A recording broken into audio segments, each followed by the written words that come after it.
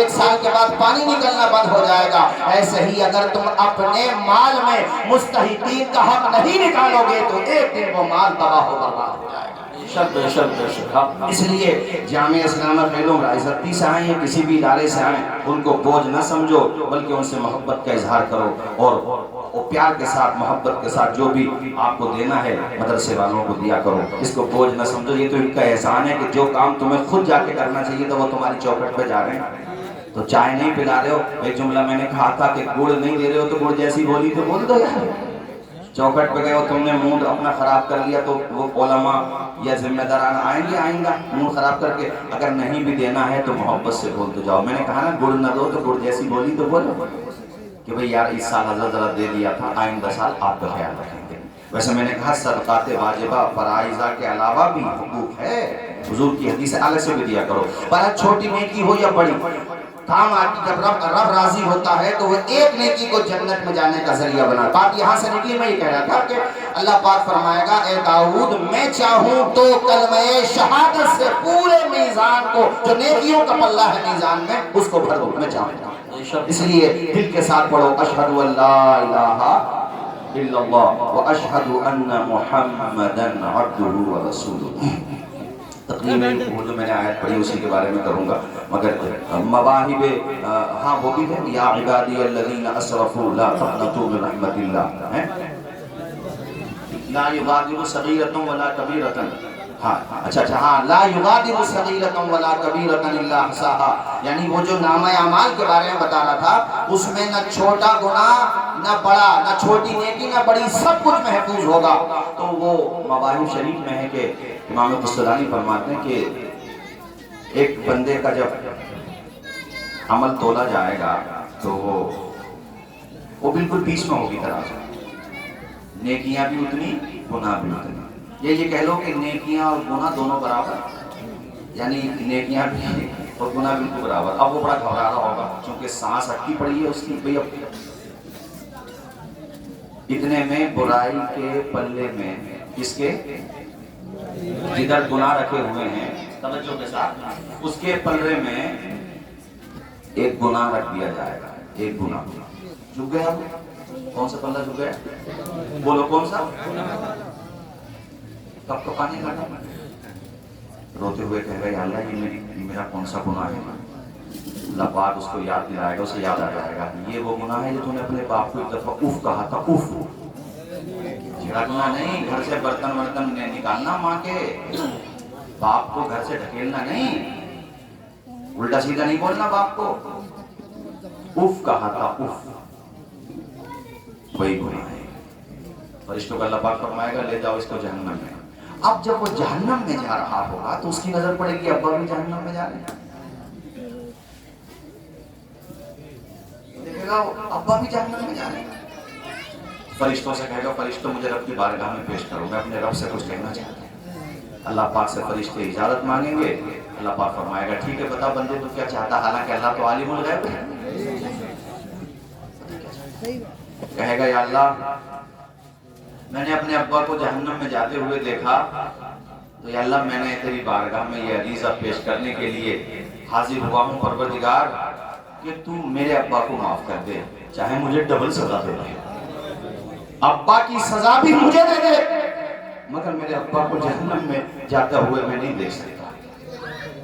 رب کہے گا اچھا دنیا میں تو تو نے خدمت نہیں کی، آج ابا کی اتنی فکر ہو رہی ہے کہ اللہ وہ بہرحال میرا باپ ہے، میں اپنے ابا کو جہنم میں جاتے ہوئے نہیں دیکھ سکتا۔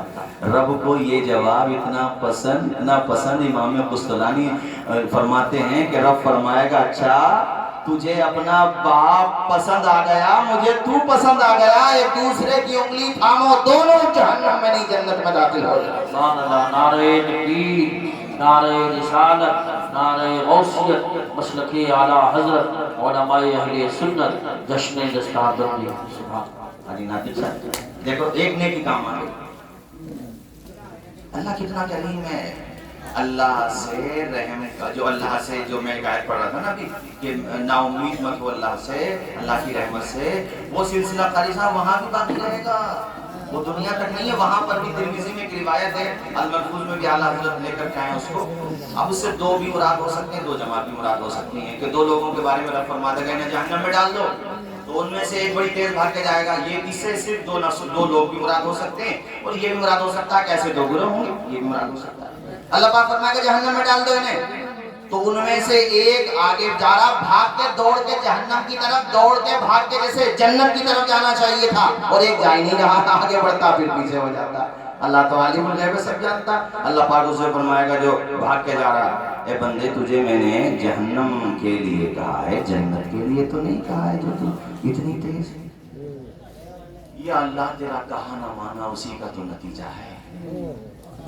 اب جہنم میں جانے کو بھی تو نے ہی کہا ہے، اب جہنم کے شعلوں کو نہیں دیکھ رہا ہے تیرا بندہ، تیرے فرمان کو دیکھ رہا ہے. اور ذہن میں یہ بات ہے کہ جانے کے بعد یہ احساس تو نہ رہے خدا کی کوئی بات نہ مانی، ایک تو مانی. رب فرمائے گا قف ہونا، او بندے ٹھہر جا، یہیں پہ ٹھہر جا. اب اللہ پاک اس سے فرمائے گا جو جاتا ہی نہیں ہے وہ آگے بڑھتا پھر پیچھے ہو جاتا. رب فرمائے گا اے بندے تجھے جانا تو ہے، پھر تو آگے کیوں نہیں بڑھتا؟ وہ بندہ روتے ہوئے کہے گا یا اللہ تو نے جہنم میں جانے کو کہہ دیا، بے شک تیرا حکم سر آنکھوں پہ، جا بھی رہا ہوں، مگر یا اللہ قدم بڑھاتا ہوں تو دل کہتا ہے رب بڑا رحیم ہے، معاف کر دے گا، ابھی ٹھہر جا. اس کی رحمت سے نا امید مت ہونا. اللہ تعالیٰ کی رحمت مسکرائے گی. رب فرمائے گا چلو دونوں ایک دوسرے کے ہاتھ تھامو، راستہ چینج کرو، اب تمہیں جہنم میں نہیں جانا ہے، جنت میں داخل ہو جانا ہے. بجلی کو کڑک شمع کو لو دیتا ہے، وہ تو پتھر میں بھی کیڑوں کو غذا دیتا ہے، اور دینے پہ جو آتی ہے کریمی اس کی ایک مانگو تو 100 دیتا ہے. میرے بھائیوں مایوس مت ہو. آج تقریر میں اسی موضوع پہ کروں گا. مایوس مت ہو، آ جاؤ رب کی رحمت کی طرف آ جاؤ. پہلے وہ حدیث مکمل کر لوں. اللہ پاک سے فرمائے گا، وہ جو میں شروع میں بتا رہا تھا، تیرے ساتھ کوئی ظلم تو نہیں ہوا بندے جس کی برائیوں کا پلڑا بھاری ہے؟ کہہ گئے اللہ نہیں کوئی ظلم نہیں ہوا. کرامن کاتبین نے کوئی ایسا تو نہیں گناہ بڑھا کے نہیں؟ اللہ کچھ بھی بڑھا کے نہیں کیا، جو میں نے کیا وہی ہے، کچھ نہیں کیا. اور وہ کیسی حالت ہوگی، ہم لوگ کیسے الفاظ میں تمہیں سمجھا سکتے ہیں کیسی حالت ہوگی. اللہ تعالیٰ ہم سب کی مغفرت فرمائے. قیامت کا تصور قرآن میں بار بار قیامت کا تذکرہ، جہنم کا تذکرہ، جنت کا تذکرہ. اب 30واں پارہ پڑھنا شروع کر دو. اما یتساءلون یہاں سے شروعاتی قیامت کے دن کی ہوتی، آگے بڑھتے چلے جاؤ. اذا الشمس کورت واذا النجوم انکدرت، اس سے اگلی سورت اذا السماء انفطرت. کیا ہے قیامت کا تذکرہ ہے. اذا زلزلت الارض زلزالها واخرجت. اور قرآن میں سب سے زیادہ تذکرہ قیامت کا، جنت کا، جہنم کا، اور ہمارے گھروں میں تذکرہ ہی نہیں ہوتا. چھوڑ دیا ہم لوگوں نے. ہم سوچ رہے ہیں کہ دنیا میں ہمیشہ رہنا ہے. دنیا میں ہمیشہ نہیں رہنا صاحب. فرعون بھی کئی سو سال حکومت کرنے کا پروگرام لے کے بیٹھا تھا، کئی سو سال.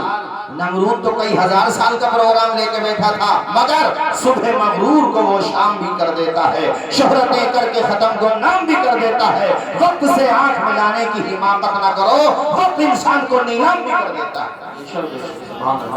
جو دھڑکنیں سلامت ہے، جو زندگی سلامت ہے، ہماری آپ کی جتنی زندگی باقی بچی ہے اللہ کی رضا میں گزار دو.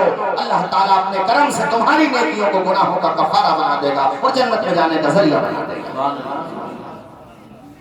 اللہ پاک فرمائے گا کوئی ناانصافی نہیں، اللہ کوئی ناانصافی نہیں، میں نے یہ کیے ہیں گناہ جو آج میری نگاہوں کے سامنے ہے. اللہ پاک کے کرم سے ایک کاغذ کا ٹکڑا ظاہر ہوگا. زور سے بولیے کس چیز کا ٹکڑا؟ یہ میں نے کاغذ سمجھانے کے لیے کہا، اللہ بہتر جانے اس کی کیفیت کیا ہوگی، لیکن بہرحال یہ برقع.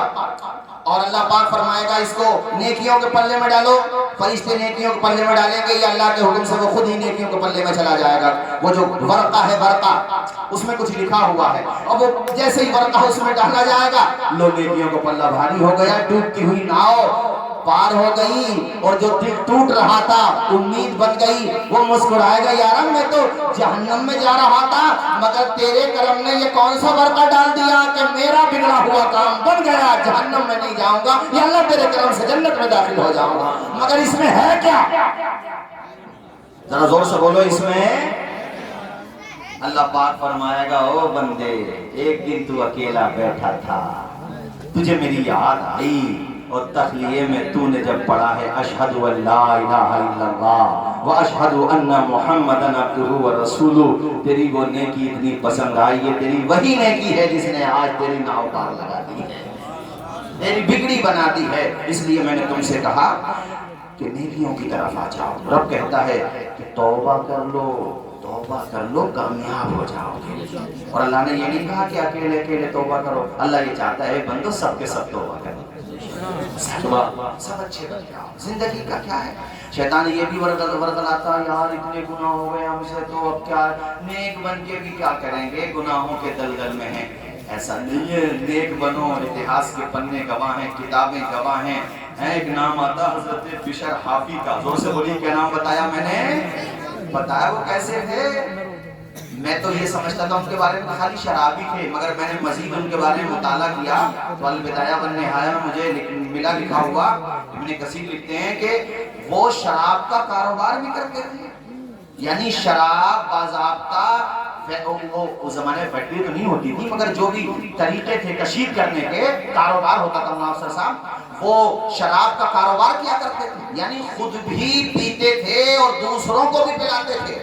شراب جیسا بدترین گناہ جس کے بارے میں یہ آیا کہ اگر کسی نے، اللہ پاک فرماتا حدیث قدسی ہے، کسی نے ایک قطرہ بھی پی لیا، اللہ پاک کہتا ہے مجھے میری عزت کی قسم اگر وہ توبہ کیے بغیر مر گیا ہے، جتنی تعداد میں جتنی مقدار میں اس نے شراب پی ہے اتنی مقدار میں جہنم کا پیپ پلاؤں گا اس کو۔ وہ بدترین گناہ جو بد قسمتی اور بد نصیبی سے اور بری صحبت کے نتیجے میں ہمارے علاقے میں پاؤں پسر رہی ہے، شراب پینے کی لت نوجوان لڑکوں میں۔ اور ایک حدیث میں حضور فرماتے ہیں کہ قیامت کے قریب لوگ اس کا نام بدل کر کے پیئیں گے اس کو، کہ یہ شراب نہیں، جس آج کل کہتے ہیں بیئر ہے، بدل کے حضور فرماتے ہیں وہ ان کے چہرے مسخ ہو جائیں گے، بندروں کی شکل میں ہو جائیں گے وہ لوگ، زمین میں دھسا دیے جائیں گے وہ لوگ، بری سوسائٹی بری سنگت کی وجہ سے۔ اسی لیے میں کہتا ہوں ساتھیوں اچھوں کی صحبت اختیار کرو۔ ارے گلاب کو اگر ہاتھ میں رکھو گے گلاب تمہارے ہاتھ کو بھی مہکا دے گا، اور گندگی کو ہاتھ میں رکھو گے تمہارا ہاتھ بھی بدبودار ہو جائے گا۔ ایسے ہی اچھے لوگوں میں بیٹھو گے اچھے نہ بنو گے مگر اچھائی کی خوشبو تمہارے اندر ضرور ہے۔ شرابیوں میں بیٹھو گے سوچو گے یار میں تھوڑا اکیلا جہنم میں جا رہا ہوں، یہ سب بھی تو جا رہے ہیں میرے ساتھ۔ شیطان کو بہکانے کا بڑا ملکہ حاصل ہے، ہر انسان کی کمزوری جانتا کہ کون سا کہاں سے پکڑا جائے گا۔ کسی کو حسد کے ذریعے بہکاتا ہے، کسی کو تکبر کے ذریعے بہکاتا ہے، کسی کو گھمنڈ کے ذریعے بہکاتا ہے، کسی کو جناب والا اپنے مال میں کہہ لیجئے عجب کے ذریعے بہکاتا ہے، کسی کو فضول خرچی کے ذریعے بہکاتا ہے۔ وہ بہکانے کے بڑے تجربات رکھتا ہے، ہر انسان کے بارے میں جانتا ہے اس کی کمزوری کیا ہے۔ یہ تو خود قرآن میں اللہ تعالیٰ کہتا ہے کہ میرے جو مخلص بندے ہیں وہ تیرے شر سے محفوظ رہیں گے۔ جانتا بہکا لیتا ہے۔ اب بری سوسائٹی میں تم بیٹھو گے ارے چلو اکیلے ہم تھوڑی پی رہے ہیں سبھی پی رہے ہیں، یہ مولانا لوگ تو تقریروں میں ایسے ہی کرتے رہتے ہیں، کچھ نہیں ہوتا ہے یار، زندگی کا کیا، بھی جوانی ہے، جوانی دیوانی ہے، بعد میں کر لیں گے توبہ۔ ایسے لوگوں کو بعد میں قبرستان میں دیکھا گیا، توبہ کر لیں گے، توبہ کرنا بھی وہی جب موقع ملے۔ پہلی بات تو زندگی کا کیا پتہ ہے یار، امام غزالی المتوفی 505 ہجری آپ کی بارگاہ میں یہ سوال آیا کہ توبہ بڑھاپے میں قبول نہیں ہوتی کیا؟ فرمایا بیٹے قبول ہو جاتی ہے، مفتی کا کمال یہ ہے کہ وہ سائل کی منشا سمجھ لے۔ آپ نے فرمایا بے شک بلا شبہ توبہ بڑھاپے میں بھی قبول ہو جاتی ہے، مگر اس بات کی کیا گارنٹی ہے کہ بڑھاپا آئے گا؟ موت آئے گی، بڑھاپا کوئی گارنٹی نہیں۔ میرے والد صاحب چاروں بھائیوں میں سب سے چھوٹے تھے، سب سے پہلے انتقال ہو گیا ان کا۔ کچھ پتا ہے زندگی کا؟ آپ 4 بھائی ہیں 5 بھائی ہیں، جو سب سے چھوٹے ہوں گے پوتا مر جاتا ہو، دادا موجود ہے، زندگی کا کیا پتا۔ اس لیے جو جوانوں توبہ کرو، جوانوں کے بارے میں آیا ہے۔ امام ذہبی نے ایک واقعہ لکھا، رونگٹے کھڑے ہو جاتے ہیں۔ آپ نے لکھا کتاب القبائل میں کہ کفن چور تھا، وہ کفن چرا کے جیسے ہی کفن چراتا تھا، ایک دن کفن چرانے گیا تو اس نے ایک مردے سے کفن کھینچا تو اس کا چہرہ خنزیر کی شکل میں تھا، نعوذ باللہ من ذالک، خنزیر کی شکل میں، اور عذاب بھی ہو رہا تھا۔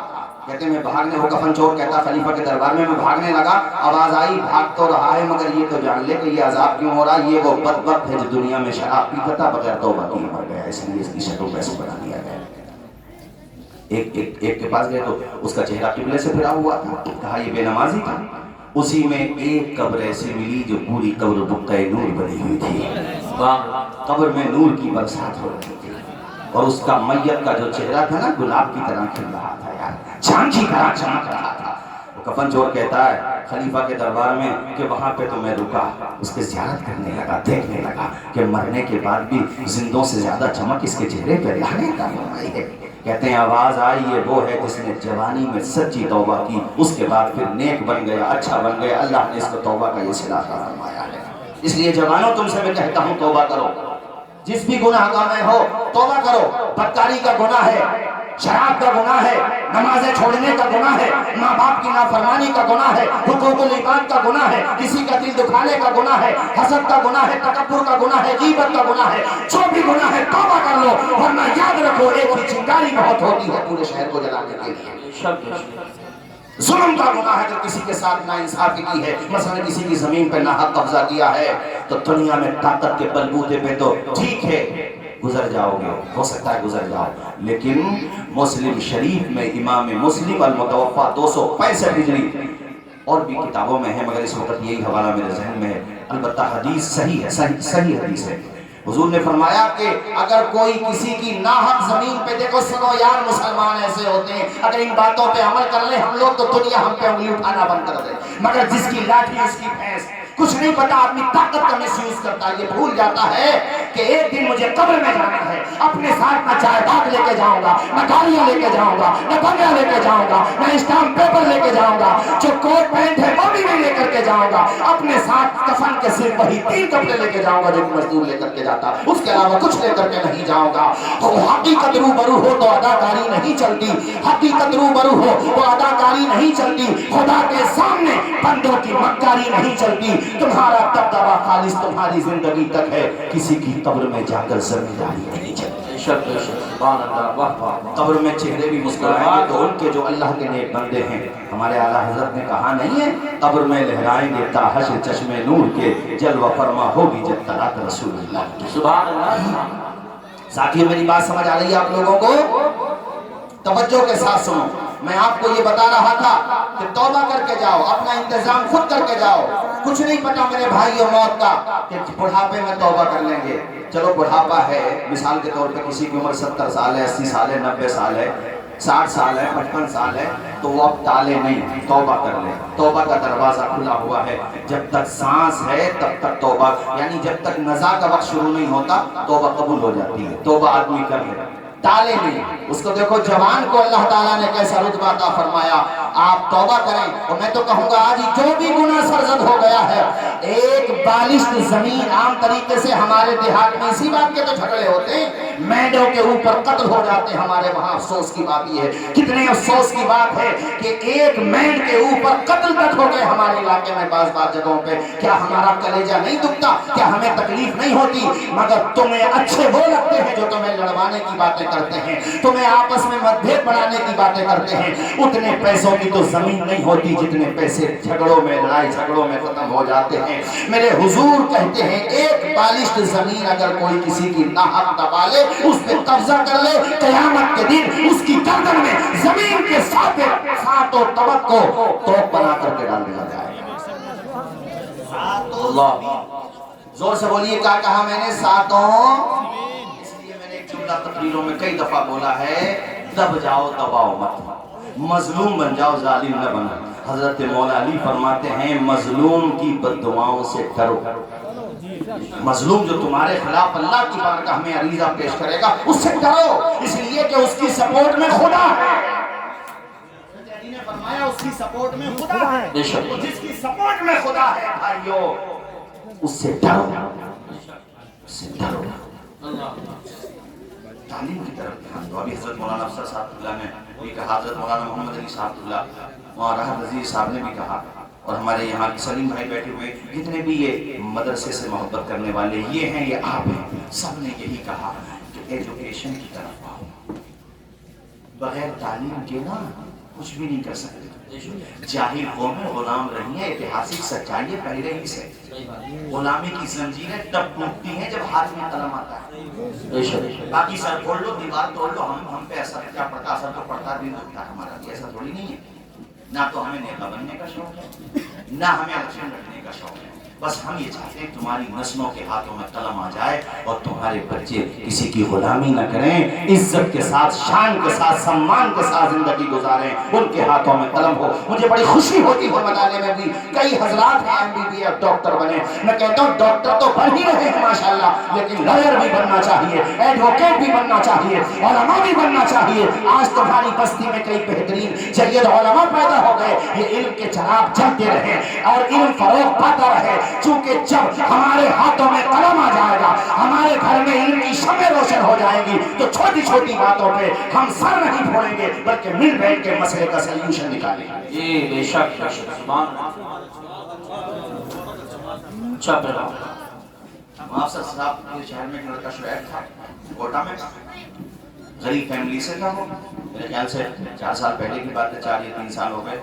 नीट में फर्स्ट डिवीजन लेकर आया, पूरे इंडिया में टॉप किया, दुनिया की कोई ताकत रोक ली उसको मीडिया में आने से।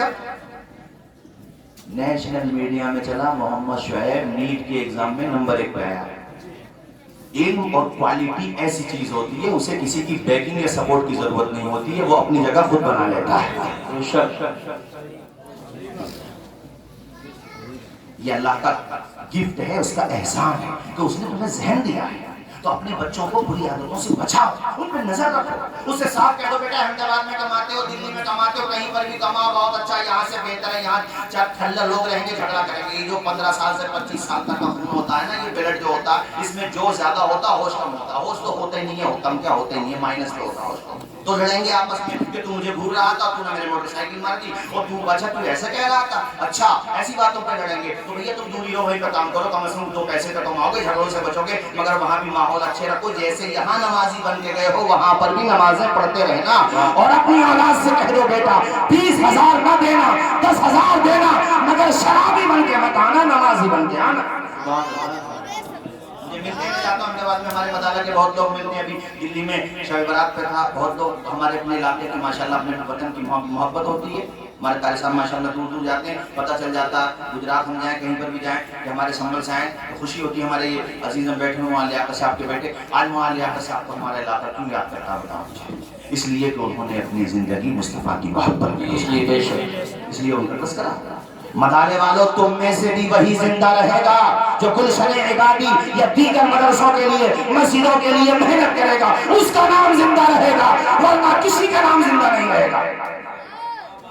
सुभान अल्लाह, सुभान अल्लाह। जो मदरसों के लिए खून पसीने की कमाई को देगा, वो मदरसे वालों से मोहब्बत करेगा, उलमा को सम्मान देगा, उलमा की इज्जत करेगा, उनकी कदर करेगा, और ये देखेगा एक हम है जो हफ्ते में सिर्फ जुमा पढ़ते हैं, एक उलमा है कि 4 बजे उठ करके बच्चों को कुरान पढ़ाने लगते हैं। वाह वाह, सुभान अल्लाह, सुभान अल्लाह। उसे मिलेगी इज्जत, उसका नाम जिंदा है।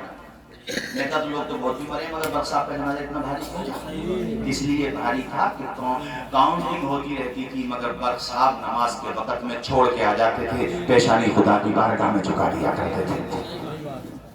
बात ये नहीं है अपने अपना ज़ौक़ होता कोई किसी नेता को सपोर्ट करे, हमको सपोर्ट में थोड़ी, मगर एक बात बता रहा हूँ, 5 वक्ता नमाजी थे, खुददार थे, और पार्लियामेंट में उन्होंने शेर कहा था, मुझे याद आ रहा, कारी साहब, मेरी बर्बादियों पे यूं न मुस्कुराओ चमन वालों, गुजरनी एक दिन सर से तुम्हारे भी कयामत है। और एक शेर पढ़ा था उन्होंने, मैंने उनकी मौजूदगी में सुनाया था बल्कि संभल में एक दफा, कि अभी क्या है कि बूंद को तरसेगा मैखाना, जो अहले ज़र्फ़ के हाथों में पैमाने नहीं आए। ये मैंने बातें बताई, समझ आ रही है आपको? चलो तो फिर मेरे साथ एक नारा आप लोग लगा लीजिए, आधी रोटी खाएंगे बच्चों को, जोर से बोलो, बच्चों को उलमा भी बनाओ, उलमा भी, लॉयर भी। कितना अच्छा लगेगा सुनने में कारी साहब जब कोई हमसे कहे, अरे यार मदाना में उनका लड़का सुप्रीम कोर्ट में जज है। लॉयर नहीं, हम तो कह रहे हैं जज बने, अल्लाह करे। आमीन तो बोलो। ऐ मेरी मिल्लत के लोगों, तुम्हारे पास टैलेंट की कमी नहीं, क्वालिटी की कमी नहीं, तुम मेहनत तो करो। लोहा जितना तपेगा ना उतना ही मजबूत बनेगा। रातों में संघर्ष तो करो, किताबों से मोहब्बत तो करो, موبائل کی اسکرین پہ اگر پڑھو تو کتابیں پڑھو، ورنہ چھوڑ دو موبائل، آ جاؤ کتابوں کی طرف، اسٹڈی کی طرف، مطالعے کی طرف ذوق پیدا کرو۔ کل پرسوں مجھے ممبئی میں محبوب سبحانی میں ایک لڑکا ملا، اپنے علیمیہ سے فارغ ہوا، امان میاں صاحب کے وہاں پر اسلامی فیکلٹی یہیں پہ البرکات میں، اس کے بعد ممبئی میں جا کے الحمدللہ UPSC کی تیاری کر رہا ہے، نہ اس نے داڑھی چھوڑی ہے، نہ اس نے اپنا پہناوا چھوڑا ہے، اور مجھ سے کہہ رہا تھا انشاءاللہ میرے ٹیچرز نے مجھ سے یہ کہا ہے کہ فرسٹ ٹرم میں پہلے ہی مرتبہ تم سکسیس ہو جاؤ گے، غضب کا مطالعہ ہے۔ اس کے بعد کہنے لگا مولانا کتنی ہی اونچی کرسی پہ پہنچ جاؤ، ڈنکے کی چوٹ پر یہی کہوں گا بلبل سے بہرحال نشے من نہ چھٹے گا، پر کے دبا کے خوف سے گلشن نہ چھٹے گا، ماحول درجے اپنے موافق یہ نہیں ہے، پر یا رسول اللہ آپ کا دامن نہ چھٹے گا۔ نعرہ تکبیر، نعرہ رسالت، نعرہ غوثیت، مسلک اعلیٰ حضرت علامہ مفتی عمران حنفی صاحب اللہ، علماء اہل سنت، خطیب ہندوستان حضرت علامہ مفتی عمران حنفی صاحب اللہ، علماء اہل سنت، نعرہ تکبیر، نعرہ رسالت۔ ماشاءاللہ ماشاءاللہ، آج کے پروگرام کے خطیب خصوصی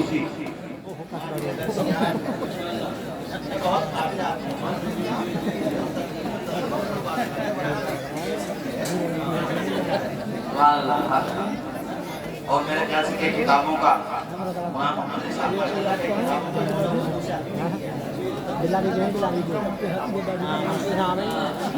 ماشاءاللہ بہت اپنے حضرت علامہ طالب صاحب اللہ کے ساتھ کئی سال یہاں پر پڑھایا، خاصا کئی لوگ۔ خیر کلمہ شریف پڑھیں، لا الہ الا اللہ محمد رسول اللہ صلی اللہ علیہ وسلم۔ تو بولیے میرے ساتھ، آدھی روٹی کھائیں گے بچوں کو، بس مکمل کر دوں چونکہ حضرت بھی آگے اور میرا بھی وقت مکمل ہونے کو ہے۔ ماشاءاللہ ہمارے سنبل سے سلیم بھائی، مہران بھائی وغیرہ ہیں، بھئی دیکھو ہمیں بھی ہم سب لوگ جو اہل اسٹیج ہیں بس یہ چاہتے ہیں مدالہ ہو، راوہ ہو، پچھم سے لے کے پورب تک سب کے ہاتھوں میں قلم آئے، سر پھوڑنے والا مزاج ختم کرو، ہاتھوں میں قلم لانے والا۔ بہت اچھا پیغام ہے، بہت اچھا پیغام ہے۔ ارے راشد بھائی یہاں کا معاملہ میں سمجھاؤں گا تمہیں الگ، یہاں سے مراد پورا چھیتر ہے،